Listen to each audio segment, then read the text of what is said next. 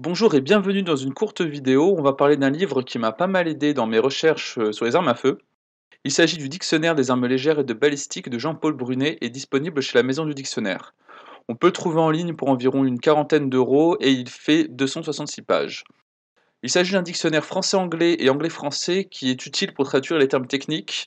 Il m'est devenu précieux car je me suis rendu compte que j'avais acquis une certaine connaissance sur les armes à feu, mais uniquement dans la langue de Shakespeare, vu qu'il existe de super ouvrages et de vidéos explicatives en anglais. D'ailleurs, je ferai peut-être une vidéo sur les chaînes et les livres que je recommande pour celles et ceux qui ne sont pas réfractaires à l'anglais.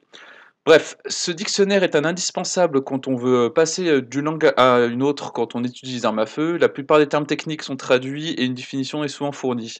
Ça va plus loin qu'une simple traduction de chaque mot et la mise en contexte qui est disponible est souvent une vraie aide pour comprendre des concepts qui ne sont pas forcément identiques dans les deux langues. Les annexes du dictionnaire sont également très pratiques. On y retrouve des éclatés d'armes comme le 1911, Colt Python ou encore un AR-15 avec les termes techniques dans les deux langues. Il y a aussi des tableaux de conversion pour les unités impériales et aussi un tableau balistique pour se faire une petite idée des différences de vélocité, de poids des cartouches, avec des exemples de munitions les plus courantes comme le 5,56, 9 mm, 30,06, etc. Ce livre n'est malheureusement pas parfait, je lui fais deux critiques. La première, c'est qu'il manque certains termes techniques comme top cover en anglais ou couvre-culasse, ou la notion de cartouche intermédiaire, ou intermediate cartridge.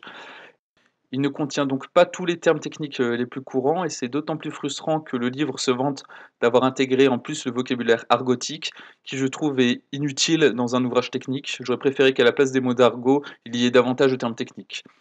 Ma seconde et dernière critique est le fait qu'il n'y ait pas de version numérique. L'avoir sur Kindle ou sur e-book aurait été vraiment pratique pour chercher plus rapidement en écrivant, en faisant un CTRL F quand on veut traduire un mot. Donc malheureusement, à l'heure actuelle, c'est pas prévu qu'il y ait une édition numérique, même si on peut faire la demande sur Amazon. À part ça, je recommande vivement ce dictionnaire pour ceux qui veulent traduire des termes techniques de l'anglais vers le français ou vice-versa. Et d'ailleurs, si vous connaissez de bons ouvrages en français ou en anglais, n'hésitez pas à commenter ou à me le dire sur Twitter.